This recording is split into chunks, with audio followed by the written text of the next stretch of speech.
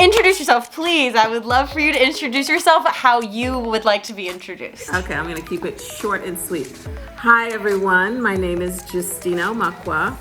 I am a beautiful Black woman and I am here chatting with my new bestie, Brie Larson.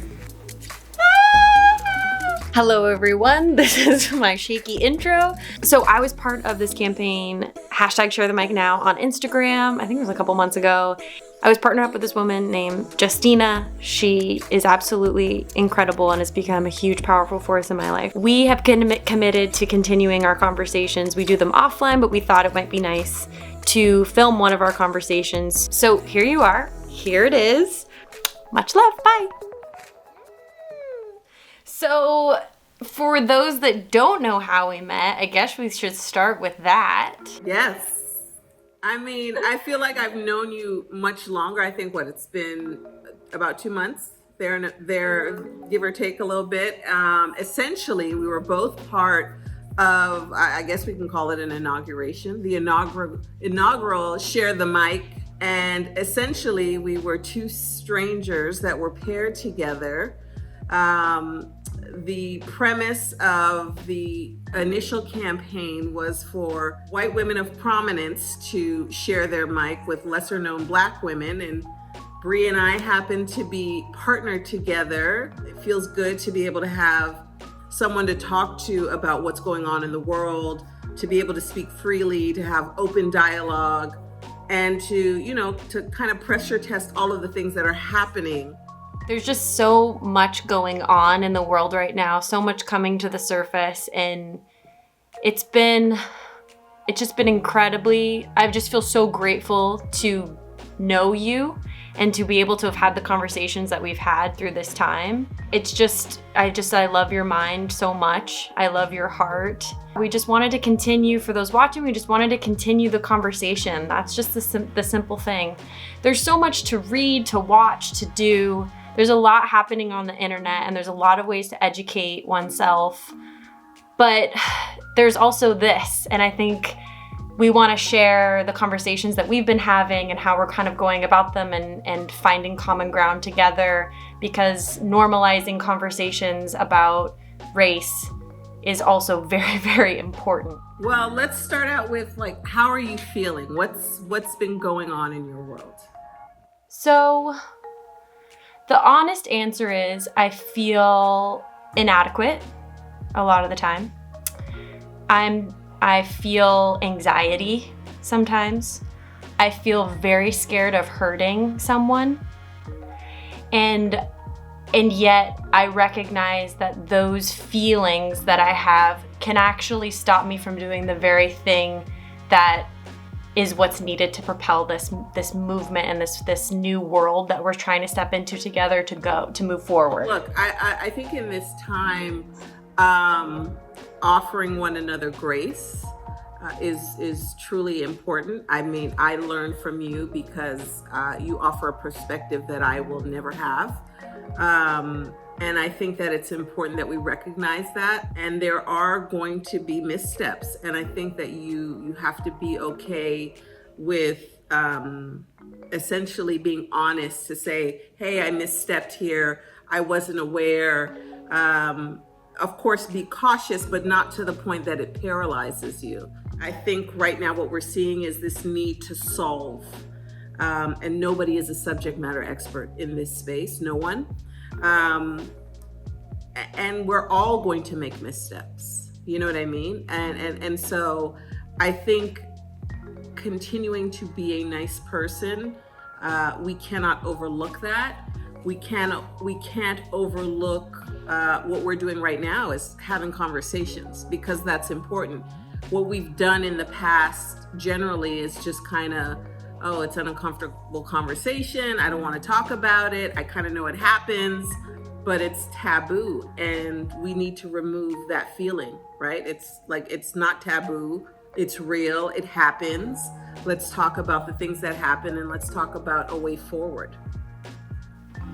I think I feel the pull. We talked about this. It's like I was getting so burnt out because I was putting a lot of pressure on myself because I'm a white woman with privilege. Through some introspection, I was able to see that if what I want is peace, I have to feel peace within myself. And it doesn't take so much for me to get there. And I'm of way more use to the movement when I am fully embodying myself moving forward.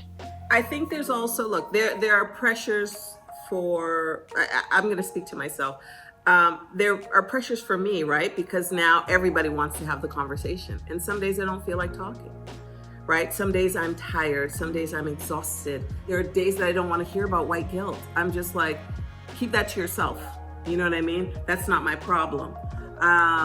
And other days I'm like, okay, yeah, tell me more about how you're feeling. Really? Like, I want you to own that. I want you to feel that because I've had bad days my entire life, right? And so again, I think it is just so complicated.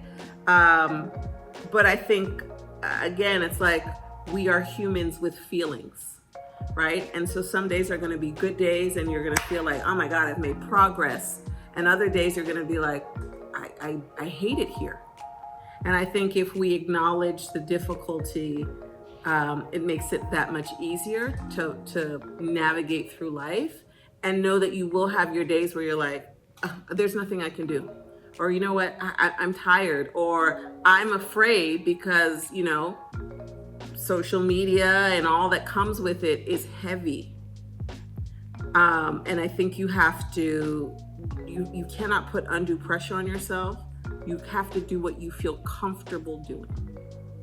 And when you're talking about like the heaviness of social media, do you mean like just the amount of just the heaviness of the information itself and how much is there, like as I'm scrolling through my feed? Or are you talking about like just the comments? Or I think, you know, there's the death of patience, right? Like, it's like, I want it now. There's also, we are being assaulted with information. And you're like, okay, but I thought it was this, or can we say that? Well, this person is calling themselves Black. This person's calling themselves African American. Can I say Black? Can I say African American? Is it right? Is everybody from Africa? Like, again, you're gonna tangle yourself because you're trying to be perfect, and you're not going to be, because some people will like it and some people won't. Yeah. And I guess that's, as we're moving forward, you know, this is gonna be a lifelong journey. And I feel that a lot of the things that have sat well with me, that actually make me feel like I'm connecting and progress is being made, are not hashtagable, are not postable. And I'm noticing the discrepancy between the internet, which is starting, I think also because we're all just like in our homes, that is starting to feel more real than real life somehow, or that it's more important than real life, or like if it's not on there, then it doesn't, Pixar didn't happen, basically.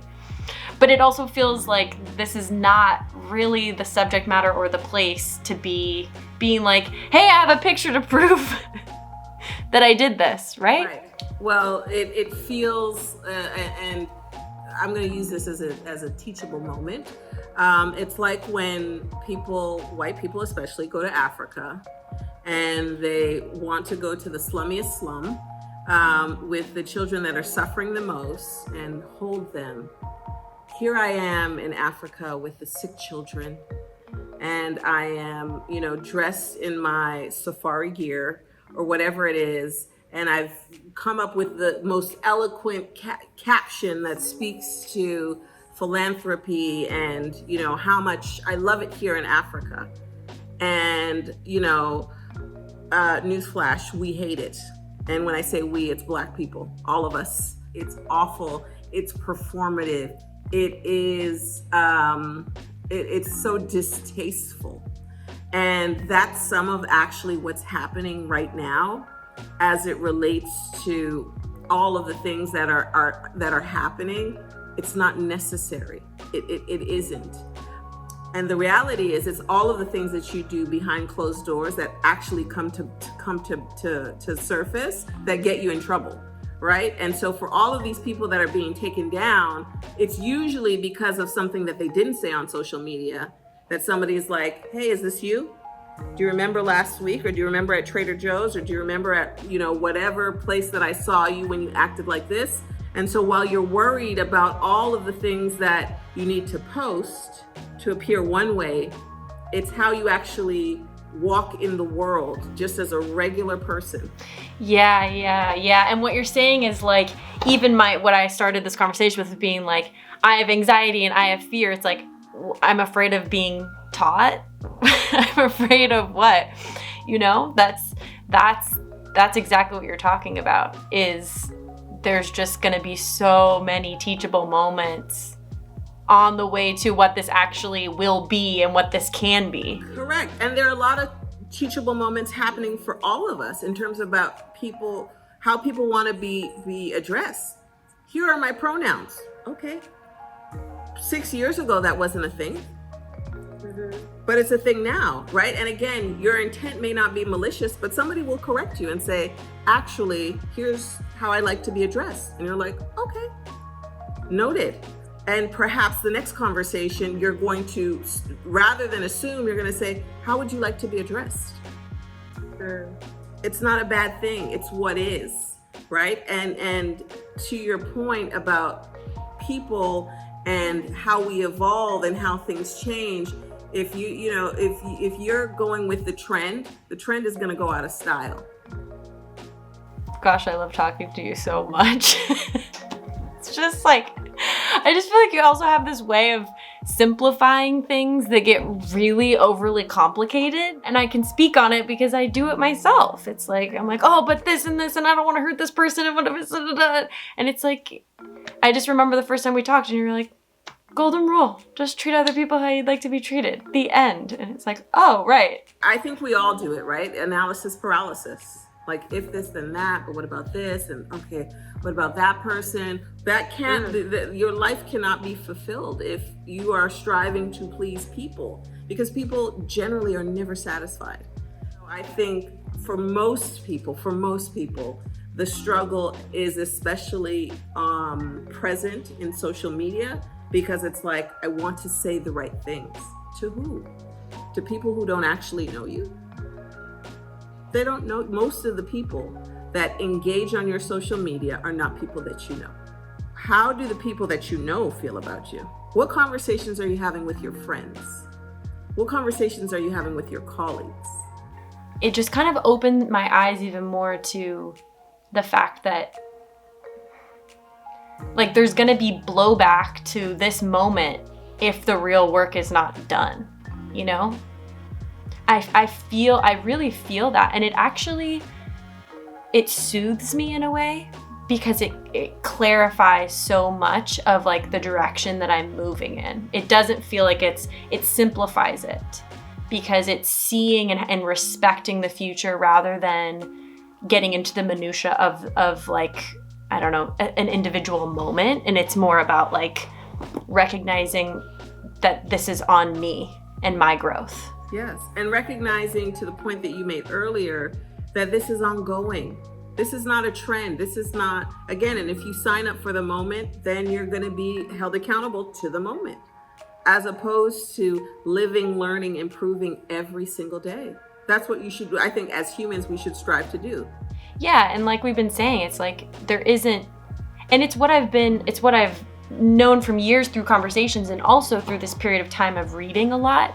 I mean, the ways that the language that different people use when we're talking about this, that they feel comfortable identifying with themselves, or what they feel is appropriate conversation or not, it varies so much. And so once again, just being able to talk with you and have our dance, which is different from the dance I have with many other people in conversations, and share that and say, hey, this is one version of how it can go, I think is also potentially helpful. I mean, it's a little message in a bottle out there. I think you're exactly right, is that it's differing perspectives. each interaction is going to be different, even for us. Like, we might have a conversation a week from now, and I might be going through something, or you would have gone through something, or I have a breakthrough, or you have a breakthrough, and then you put in different voices, and there might be just a nugget that happens, in that conversation, or it might be so revealing or so helpful to somebody that's watching on your platform. So I want to commend you for this. I don't want you to lose sight of the fact that this is happening. This doesn't promote you. This is not to say, check out my next book, I'm going to be in this movie, right? Which is what a lot of people in your space are doing. And that's not a knock against them. It's the nature of who they have to be for the business that they're in. So the fact that you're doing this is incredible. You don't have to, you know what I mean? You don't owe that to anybody. Well, yeah, I do.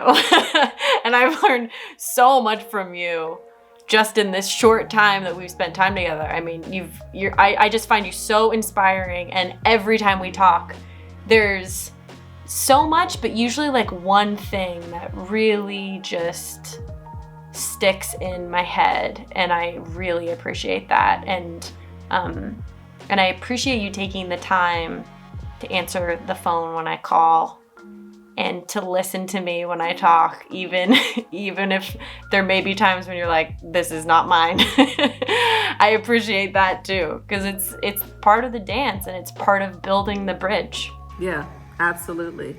Well, this has been great. What do you have planned for the rest of the day? I'm gonna go in my garden. Ooh, excellent. What are you gonna do once we hang up? I'm gonna go jump in the pool. Yes. Okay, you enjoy, and we'll talk soon. Thank you so much. Okay, take care. Bye. Okay, bye. Bye. Okay, well, that was it. Thank you so much for checking it out. Hope it inspired you in some way. Comment if you liked the conversation. We'd love to know what other things, I'm a very curious person, and what other conversations I can have that would be educational and inspiring to you. Okay, much love. Bye.